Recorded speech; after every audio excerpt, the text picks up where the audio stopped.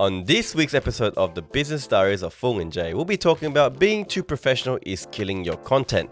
We'll be exploring the best business models of the current landscape and hustle porn. Are you working too hard?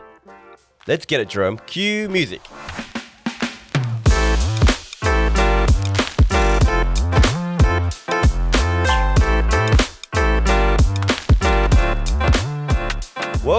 Welcome to the show. Phuong, how are you doing, my man? I am doing okay. I think I'm just a little bit under the weather, but hey, nothing stops the hustle. We'll get to that in a minute. Yeah, you've been coughing all over the office. It's pretty disgusting, man. So first order of business is being professional killing your content. What does that mean? What does that look like? So I actually got me thinking because we're filming some content for a couple of our clients this week, and for some strange reason, right? So they'd banter with us, and it'd be all fun and games. But as soon as the camera comes on, as soon as the Jerome press the record button, they become all like stiff and stuff. Robotic. It's like robotic. Hi. Yeah. Hi. Yeah. What are they doing? No idea, man. No idea. So what do you think they're doing this? There's a fear of sharks. There's a fear of like getting hit by cars, but then there's a fear of being in front of a camera. For some reason, that ranks pretty high next to public speaking, of course. And I think there's something there. It feels like because it's recorded. This is what I'm thinking, right? Because it's recorded, that all the flaws are gonna come out and being recorded, and it's all gonna be there for the world to see. Right? Look, I'm not gonna lie. Obviously, with us too, we were a bit stiffer when we first started recording ourselves on camera and recording. But then, I guess the more you do it, and these clients said like they've been our clients for quite a while now, and we're not bad mouthing them or anything, but just a tip for anyone that's looking to do some content in camera or social media or whatever. You need to let your personality shine, and the only way you're going to do that is let loose. Like literally at this stage when we're filming this, where these cameras are no longer around us, right? We're just having conversation, we're in our thoughts, and we're really trying to bring out the best version of ourselves. We're just up ourselves, bro. Yeah, we're just very up ourselves. Yeah, I guess so.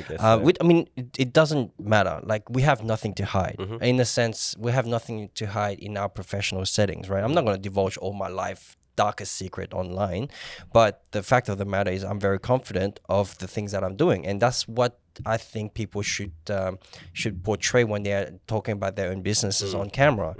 Are you that confident? Because the camera doesn't lie, the internet doesn't lie. If you're not confident with your business, it's gonna show. That's true. And I think that's one thing people are scared of. Like they don't understand their business model that well, or I mean, you mean their business, not their business model? Yeah, their businesses, right? Not only that, this touches up on a point that our friend from Red Pandas Digital, Red Pandas, Moby Sadiq mentioned that a lot of it stems from, I guess, people being not too vain, but they're too self-conscious about what other people think. But at the end of the day, it doesn't matter. I mean, half the people out there, when they're on social media, if they see content, just want to scroll past it, or they're gonna watch it and like it, and they're not gonna. Contrary to popular belief, no one's gonna give a crap. Yeah, it's true. No one's gonna give a crap. No one gives a shit. Yep. And that's only up until you get into your your 6 digits, 2 million followers. That's when people are gonna start. But even then, like you're basically very confident enough. Correct. And very self-aware about the things that you do online to not mess up, so to speak. But even so, like obviously people are gonna shit talk you, they're gonna badmouth you. There's always gonna be negative comments. Even we got negative comments, and we only have 33 subscribers on YouTube. We did. Some guy called me an idiot. I don't know why. But anyways, hey, mate, I'm not gonna disagree with you on that one. That's right. Whatever. Like at the end of the day, you can't take those comments too personally. There's always going to be keyboard warriors out there. But look, going back to the main point, like I said, and sorry to touch up on your point, the camera doesn't lie, and if anything, the camera will. You need to be more eccentric if you're in front of the camera. You need to show more personality because what you perceive as normal, the camera will kind of record you as more subdued, right? So when you really do want to start recording content, you really do have to be a little bit more out there than who you really are, right? Be free, you Be mean? free, yeah. Show your personality. Let it shine, man. Let loose. What's your tip on this one though? Like I'm interested to know because you're basically really out there when you talk to people.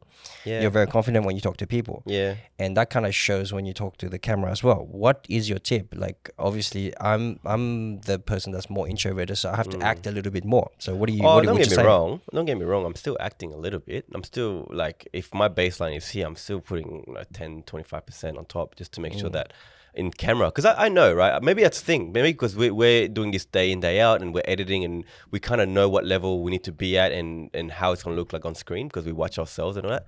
Maybe subconsciously, and Jerome could probably vouch for this, is that he probably notices that we put a little bit extra into the when we're filming so that in the end product it looks a little bit better, you know? Because like no one's gonna sit there and watch a video where I'm like, oh hey guys, today I'll be talking about video production company, and no one's gonna watch That's that crap. that's actually how he sounds like in real life, guys. Just saying. Correct. Nah, whatever. I'm eccentric, man. But yeah, so here's a little tip for anyone looking to do content. Like I said, record yourself, watch yourself. I know. It's very cringy to rewatch yourself, but I love hey, it. yeah, me too. I don't mind it. Now we've done it enough. So just try to be self-aware. Obviously, self-aware of yourself, how you're speaking, how you're acting, how you're moving, and take note. Honestly, take note mentally, or even write it down, and so that the next time when you try to record it, you know where your baseline was and where you need to be to kind of look better on screen, right? If anything, even recording, just act silly, and then you'll see a difference. Have you've obviously heard of journaling actually changes you over time, right? By writing your thoughts down. It's the same with recording yourself, creating content, doing podcasts. The more you do it, the more things are gonna stick in your head. The more you see the areas that you need to improve on. And over time, you're gonna get better. I mean, I've been doing this for over 2 years, so I kind of know when to say something, when to not say anything, and when to be silent, sort of thing, right? For sure. So the other thing is, people can also be wary of swearing because that can have a negative connotation when they're dealing with their own clients. I guarantee you one thing: everybody swears. Everybody swears. Everybody swears. So it, Oh, whoa. All right. Let's not go that far. Jerome's like, no, cut. He's going to edit that So out. Beep it out. beep. Beep, beep, beep, beep, beep, beep, beep, beep. All right, I'm not going to go as far as say F it, but I'll say, hey, shit, and, yeah. Why not? Why not? Nah, man. No, beep it out. Beep it out. Like, yeah, all right, I say, being too professional is killing your content, but at the same time, we're not Gary V's, right? We're not trying to lose all our clients here, right? But anyways, is that it for this topic? Like, are we moving on? Oh wait, let me just recap what I said. So yeah, the client that we work with, obviously, he's a cool guy. I've known him for a while. He comes in, he slaps hands. What's up, Jay? What's up, man? All that kind of stuff. But as soon as the camera turns on, hey Jay, this is blah, blah. Don't do that, guys. Don't do that. Don't. Yeah, the thing is, like, if you're gonna be employing people like us to do your content, don't worry. Swear as much as you want. We can edit. It's not like we're gonna keep that in for the end product. We obviously have the your best interest at heart, right? So whatever you say on the day, you don't want that to be on the camera. We can edit it out, and then we can release a polished product for you. The magic of editing, guys. Magic of editing. Anyways, look, moving on to the next topic. The second topic that we have here is, we'll be exploring the best business practices in the current landscape. So it got me thinking. I was like, hey, what's out there? What kind of other business models can we speak about? We've done a couple of these. We are running a service business now. So yeah, look, the article that I'm reading was from a website called Naukri Learning, Naukri. Naukri Learning. Anyways, we'll put it in the show notes. I'm sorry. What was that? I suffer from a little bit of dyslexia, guys. So from this article, they list like 10 business models, but a couple of things that we actually picked out, the things that we kind of like, we have something to say about is say freemium, franchise, e-com, and what was the other one? A subscription based. Subscription based. So this one always resonates with me. Every time I hear subscription based, I think of you because you always like, I love subscription based models, man. This is the best thing ever. But would you just on the side note, would you say retainers are subscription based? I want to say yes, Yeah, because right. you are providing a set product for a set price every single Correct. month, so it is a It is subscription. somewhat Yeah. okay. So But I subscription think slash retainers. when this article mentions subscription based models, is more for like the end consumers where they pay like say $20, $30. Say for example like Adobe subscription, you pay like what, $50 yeah. a month, and you get all the applications that they provide. Netflix, YouTube Premium, Spotify, Disney Plus, Amazon Prime. Yeah, I mean, I kind of like this model because it's a set price for a set service. You know exactly what you're paying for every single month. So I don't know. Well, you know, funny enough, like I remember back in the days when we were young, that subscription-based services weren't a popular thing, right? It wasn't so mainstream as it was today. But now, for some reason, every company and their dog, have gone, And their dog, and every company and their dog, literally, yeah. there are freaking pet subscription-based companies as well. But anyway, so everyone's gone to this business model, and look, on this article, it actually states some benefits of subscription-based models. Number one, according to Global Banking and Finance Review, 70% of business leaders believe that this model will improve commercial growth. Number two, subscription businesses grow 5 to 8 times faster than the traditional ones, according to SEI. What does SEI stand for again, Phuong? I have no idea. Okay, well, me neither. Well, I was looking it up, and it came up to like some technology thing. But hey, I'm not. I don't even know what 5 to 8. Like I have no point of reference here. Yeah, very nice. Next one says for businesses, the subscription model becomes a steady revenue generator. I totally attest to this. I agree with this because for us too, our retainers are what keeps us going, right? And the last one, it says that almost every industry uses it today, and customers love it as subscription-based models are affordable and hassle-free. I agree with that. I mean, like the examples that you have here is YouTube, Spotify, and Netflix, and I'm gonna concentrate on Netflix and Spotify. What the subscription-based model has given us, the end consumers, is the fact that it's easy to get your music. It's easy to get your videos now. Back in the days, you used to have to go and download your MP3 or go to the CD store to get your music.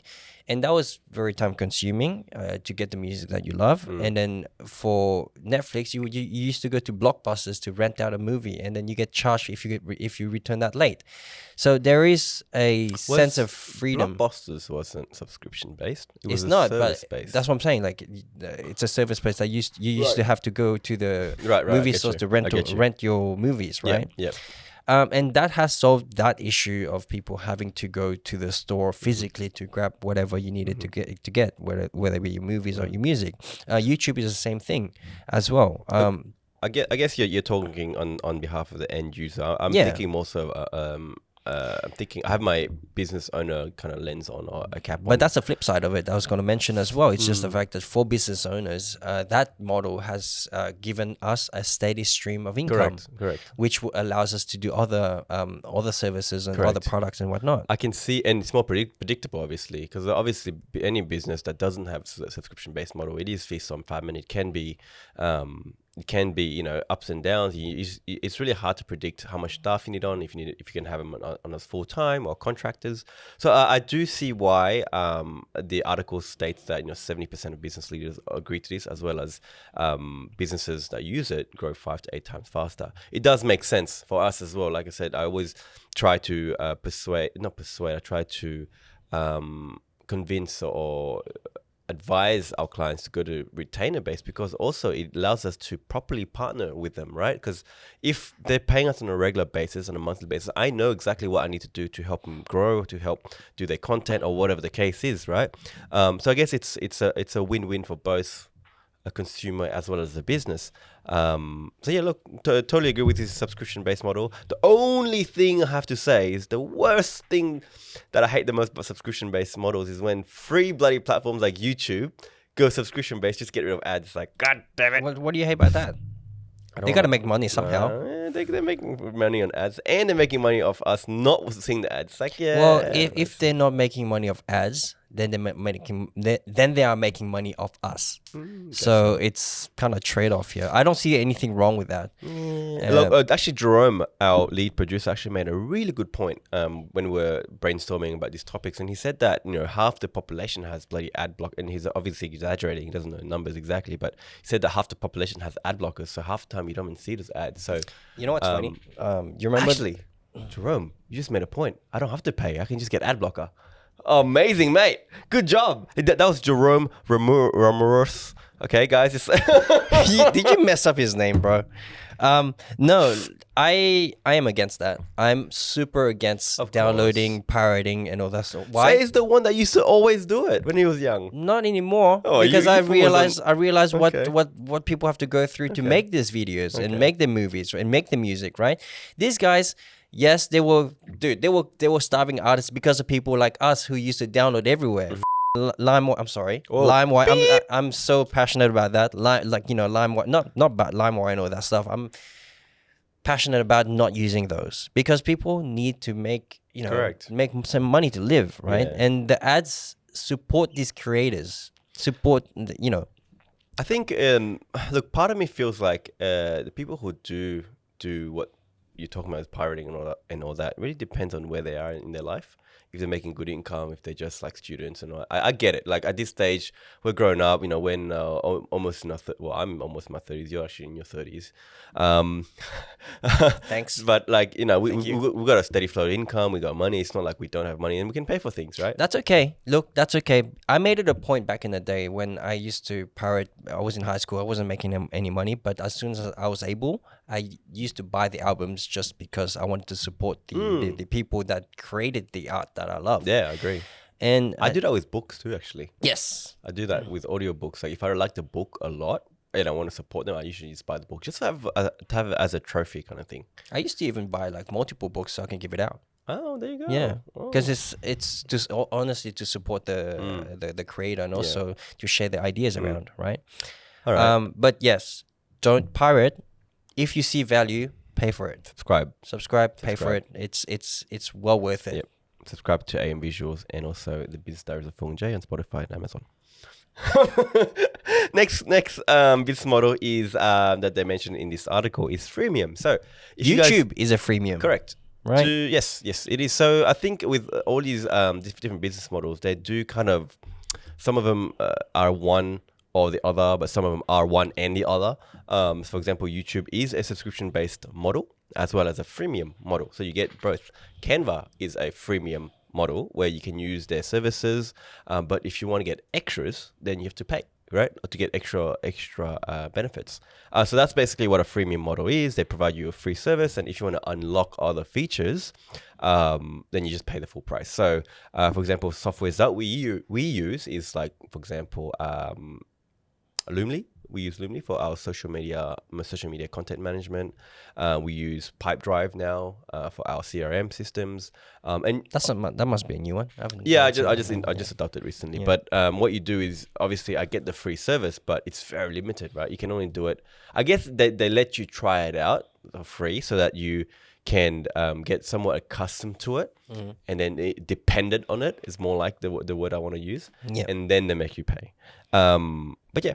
That's basically what freemiums are. And again, like you said earlier, YouTube is a freemium service. There's nothing wrong with that, but I feel like the freemium thing, you must provide an incredible amount of value before people actually would pay you to use your software, right? Or you make the free version so good that they subscribe, but then they have to pay extra to get more. You know what the good software for that is? DaVinci Resolve. Yeah, DaVinci is good. Yeah. DaVinci is really good. Like I reckon DaVinci is the editing platform out there, way above Premiere. That is yet to be. You reckon? Look, in terms of ease of use, and I'm speaking for myself as a person that came in with no editing experience. The layout of DaVinci Resolve is a lot more easier to use. I'm reluctant to say that because there's still Final Cut Pro and whatnot, right? Yeah, on the true. Apple, I haven't touched it. Yeah, right. Okay. Maybe from my own experience. Anyways, but I will agree with you that to say that Adobe is clunky as shit. So Adobe is so clunky. yeah. I don't know. Oh, man, I don't know how they The start. only the only Anyways. reason why we're using it still is just to integrate with other people who are working with us as well. Well, That's the no, not really. The way that what Premiere, I know this is way off topic in terms of business, but what Premiere does so well is the fact that they're inside Adobe's ecosystem, right? You pay Can you for repeat that? I just Premiere is great because it's part of the Adobe system. So you scrub to Adobe, you get everything else. Ecosystem, right? Yeah, that's anyways. yeah. Okay. You know what? The differentiating factor for me is actually Adobe PDF Acrobat. No, is it? Yeah, because there's no other PDF systems. Sorry, a PDF software out there that rivals Adobe Acrobat. Or Lightroom. Huh? Or Lightroom. Yeah, true. But There we go. what else? What else you can use a person Lightroom if you want to edit photos? There's a software called Vici. Come on, bro. Like, come on. Realistically, come on. Okay. Come Anyways, on. Let's move on. This one I hate. I don't like it. All right. So this next one we'll be talking about is franchises. This is one that you've actually expressed your distastefulness for. I don't like it. I just don't like Tell it. me why. I just don't like being locked into something. It's the same like the curse of being a business owner. You can't work for anybody else. I get that. Franchises is the same thing. You're locked in. Like say for example, you buy into a Macca's. They make you pay like what 300K upfront for the location. Yep. And they lock you into that. I mean, I think Macca's is a bad example because Well, you do grow quite a bit You with make it. a lot Yeah. of money, man. Yeah. Like Subways, Domino's, Macca's, whatever. Even But the barrier of entry is huge. it's a lot. Yeah. Obviously, for those who don't know what franchise are, it's basically an established business who gives you a license to operate under their name and their brand, and you basically you operate as another company of like another store or identity of them. Yep. And they give you all the operation manuals. They'll give you all the menus, all the marketing, all that stuff, right? And I see where you're going with this. Why you don't like it because you don't want to be locked in. But I do believe there are benefits with franchises, as in the sense that if they're supplying you with everything, basically a cookie cutter template of how you should be operating a business, including how to hire, fire, menus, all that kind of stuff, customer service stuff. Your ability to scale is endless, man. You just keep buying different franchises and you operate them. I just feel like this is one of those models that you kind of buy into at a later stage in your life when you don't want to hustle anymore, and you don't want to like work hard and build like a business from the ground up, and then you just want to make you have some spare cash on the side. I know a guy that used to train with us in BJJ that owned like 3 Subways. Really? And bro, he was making bank. He was making bank. I'm not kidding. He was making bank. But anyways, the article, they say the benefits of franchise models are businesses can obviously quickly expand their operations in a growing market. And the business model is affordable and less risky for franchises. Right? I might. Okay. You Well, need to find the right location. I of might. course. Yeah. Look, I don't know. It's just maybe I'm looking at it on a surface level kind of thing. You know, actually was thinking, so I had for those who don't know, or who are listening and don't know me very well, I actually had a chicken shop before this, like a ghost kitchen chicken shop, which I was thinking of franchising, right? So I was thinking of selling the identity of the business and separate location for someone else to operate. But I fell through it and I didn't want to. Why did it fall through? Just didn't have the drive to operate a food business anymore. Yeah. Right? I'd done it for long enough. Yeah. I'm like, you know what? It had potential, that's for sure. It had huge We potential. were making decent money, but then at the end of it, I'm like, you know what? I'm not enjoying this as much anymore. And at the end of the day, if you're not doing it, There's something about the hospitality business that is just kills you. very, It kills again, you. the word arduous. yeah. Well, look, anything. That's why they say, find something you love and do something you love. You never work a day in life, right? I can't say that. I loved cooking chicken every day and spending like oil. That wasn't fun. That wasn't fun at all. Going to your house smelling like oil every day. Yeah, and just having to work 7 days a week, especially on the weekends. You don't have any weekends off. You can't spend time with your friends or family. Blah blah blah. What really knocked it over for me was having my firstborn. So, yeah. Anyways, any other thing? Last parting words about franchises, Phuong? Nah, I still don't like them though. All right, and a last business model that wasn't actually mentioned in this article is e-com businesses. I like ecom. Tell me about e-com, Phil.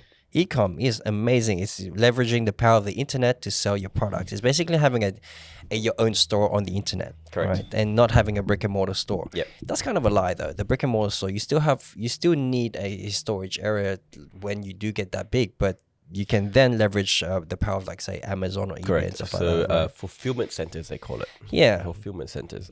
Look, I have no thoughts, no comment on e-coms. All I actually run one, so yeah, so Phuong runs yeah. a grocery one under our uncle's shop in Campbelltown, Yeah. Asian grocery shop, Crown Supermarket, Queen Street, Campbelltown. Call out. Now, what are the benefits of e-commerce? Look, obviously the scalability is endless because you're online, right? So there's no restrictions to physical locations, but also don't forget that with endless opportunities, there's also other people trying to get those opportunities off you as well, right? So Sure. the competition is obviously massive. Your marketing cost will have to be massive. Well, right? that's the thing with marketing, right? Like, because you don't have to pay rent, like a huge amount of rent anyways, the money that you have, that you make, can be concentrated into marketing and Correct. stock. Yeah. And with brick and mortar stores as well, like you have to think about rents and stuff. But look, with e-commerce, it's not to say like you don't have a brick and mortar store, Yep. right? If you run it correctly enough, you will need a storage area to put your stock in. Yeah. Well, actually, I'm actually running an e-commerce business now too. Now that I think about it, I'm not wearing my watch, but anyways, I am. Yeah, you're right. Somewhat. It's not there yet. Oh, how dare you! It's not. No. How dare you! not in that sense, but like it's not the okay. All right, it's not what's it called. It's not. You're watch dealing. You're not really operating a store. Not exactly. It's fine. Yeah. It's ecom business. No, it's not. What's your definition? Anyways, look, Jerome's waving us down for a 30-minute mark. I did tell him to try to keep our podcast at 30 minutes because I don't want him to be spending endless hours trying to snip at all our podcast, which is what we do, guys. If you want to make some content, podcast is the way to go. All right. Well, let's go to the last topic. Last topic. Very last topic. What is this from? What's the all right? topic? Hustle porn. Hustle porn. Porn. This annoys me, right? So hustle porn is basically, this is what it says. Well, hustle porn is the fetish the fetish. How do you even say that word? Fetish? Fetishization of long working hours, glorifying being a workaholic. It's all work, no play, and the notion that work is only work if it's grueling and difficult. So the concept is basically become, romanticized. Like, right. You're down in the dirt, you're freaking working long hours and all that stuff. But it's, at the end of the day, it's not glamorous, man. Like, why are people romanticizing it? It's kind of annoying in a way. Hey, on a side note, technically still related to this topic, but how much do you reckon the porn industry is worth? This is technically business, right? Technically business. Yeah, but what the Yes. Net worth of the porn business. Look, I'm tired of like people like romanticizing the hustle. Wait, answer the question. I don't even know the number, bro. Just guess. Dollars. I'm gonna dollar Google value. this. No, dollar I'm value. gonna Google dollar shit. value. I'll tell you. I have it up right now. You do. Like 13 billion. No, industry. I guess. $97 billion. Oh, we are in the according wrong to the business. fightthenewdrug.org. Interesting. We're in the wrong business. Look, I know it's I don't know if it's that high. I do know it's in the billions, but man, we are in videography, so it's not a very hard transition. We just need a black couch just behind us, right? Boom. Then we're making money. We're taking 1% of that. What's 1% of 97? How much is 97 billion? That's 6, 7 zeros or something like that. Okay. Times 0.01. $97 million, bro. Just 1%. 1%. That's all. That's what I say about businesses, man. You only need to take 1% of the industry. You're making dough. You're making bank. Anyways, Jerome's again waving us down, laughing at us. But yes, I do agree with you. This hustle porn, this hustle porn idea has become somewhat of a fantasy for a lot of people who are working 9 to 5s or who are quite young and looking to own businesses. So to give you guys some context, or give Phuong some context, he hasn't actually seen this yet.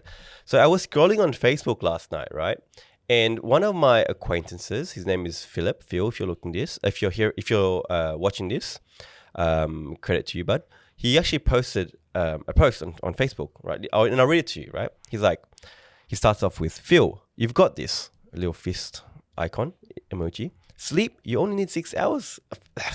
You only need 6 hours. You function fine. Working 38 hours? I don't think so. If you want to get ahead, you better do more than that. Friends? What do you mean? You only need a few. You and your goals are the most important things in your life. F everyone else. For a time, I thought I had everything figured out. I was working towards all my goals. But then I woke up the day after the Commonwealth Games and had no energy to do anything. Work? Meh. So for some context, he was actually a Commonwealth Games powerlifter, Olympic lifter, whatever. Not Olympic, but powerlifter. Training? Meh. There's no point to this. As much as I thought I wanted to or needed to do something, I just couldn't. My body was constantly tired. I had no drive to do much.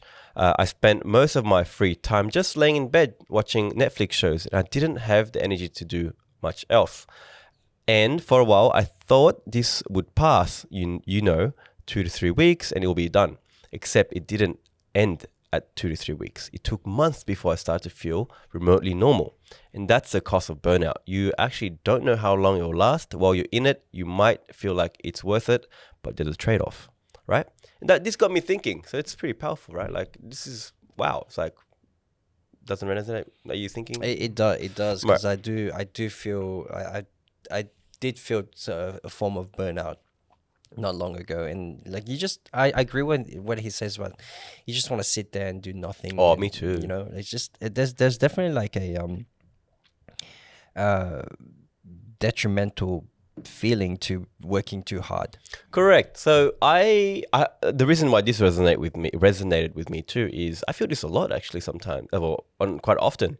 So I'm just sitting there, either I'm scrolling or whatever, and I'm just numb. Like I can sense it too. Like for example, I'm with Mason and with May, but then it's what you call mind fog, right? You're just there, but you're not there, right? And then you get sporadic moments where you kind of come back to reality, but then you're not there again. It's like, whoa, what's going on there? And I don't know if it's because of this is something you don't want to complain about because you're seen as a bitch, right? That you're not working hard enough, you're just complaining or whatever. But yeah, it's true, man. Like burnout is real. Like in this hustle porn culture, it's like, yes, they're trying to say that, don't be lazy and you got to work hard for what you want. But at the same time, there has to be balance, man. There has to be a balance. George, our coach, our BJJ coach, I was told him, hey, George, I'm working hard trying to be a millionaire. But he says, no point being rich when you're dead, right? No point having all the money when you're dead. Can't take it with you. You can't take it with you. It's like, that's true. That's true. If you're not living a balanced life and really enjoying the times you love on, what's the point of it? So all I'm saying is, just to tie everything up, is that, look, hustling, business in general, it's a marathon, man. Don't expect to get rich. Yeah. There's a good saying in actually trading that they say that trading is not a get rich quick scheme, it's a get rich slow scheme. And I like that, because same thing with business, it's not a get rich quick scheme. It can be if you find something really. I think we need to glamorize the get rich slow sort of mentality. I do like that, get rich slow. So a lot of time people think like Tesla, Apple, and whatever, billion-dollar companies, they think, oh, it got there overnight. But no, man, they grinded their ass off. Like Jeff Bezos, Amazon, grinded his ass off in his garage for how many years? I don't know his backstory, but people don't see the grind, man. And even times with us, like I know sometimes we go through a dry patch where there's not much work coming through, but you always know that the end of the tunnel, or what's the other side of the light of the tunnel, the light after at the end of the tunnel, whatever that saying is, man. It's always going to be better on the other side, right? And you think back and you reflect and you're like, far out, I did so well for myself. Anyways. I just love how you always butcher every saying that you say. Man. I just gonna have to point that one out. But look, there's the other thing that people have to think about as well, is that it's easy when you're not hustling that to be called lazy. And I'm actually pretty afraid of that. Like when I'm not doing work for the sake of work, I'm afraid of getting judged by you. Yeah. I'm afraid of getting judged by Jerome. I'm like, what kind of boss is that? You are getting judged. We're judging you hard. Like who takes a break after the wedding? Who takes a 1 week break? I freaking did it. All and right. comes in sporadically.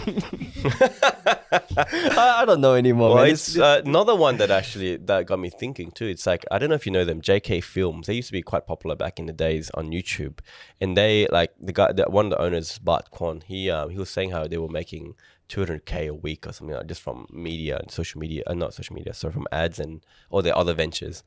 And it got to the point where all of them were hustling, and then every one of them were feeling guilty that they weren't hustling enough if they clocked off early, because they was worried that the other person would judge them, right? So it was kind of I'm gonna stay later, and you're gonna stay later, and I'm gonna stay later, and you're gonna stay later, and it was a constant, It's a competition. Yeah, but at the same time, look, from what I've been taught of what's been put out there is that if you're not like that, you're not gonna get anywhere with your business, right? Like if you're not hustling it out. So sometimes I go a clock off at 4 or whatever the case, and I'm like, far out. What if the extra hour could have led us to another like 6-figure deal? Like what am I like? You know what I mean?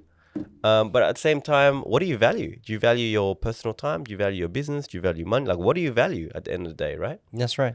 It's and you got to really be worried for your mental health too. Just make sure that you're taking care of yourself. It's not just Happiness is definitely like underrated. It's happiness is underrated, man. Like Jerome, he's 26 at the moment. He probably thinks money is everything, but no, Jerome, it's all about family and happiness.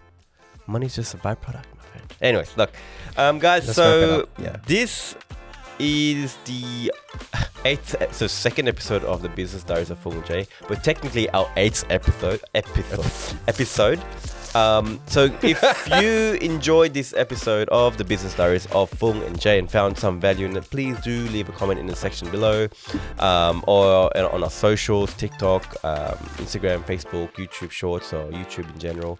And yeah, man, if you have any questions that you'd like us to talk about, or if you have any topics in mind, please do ask away.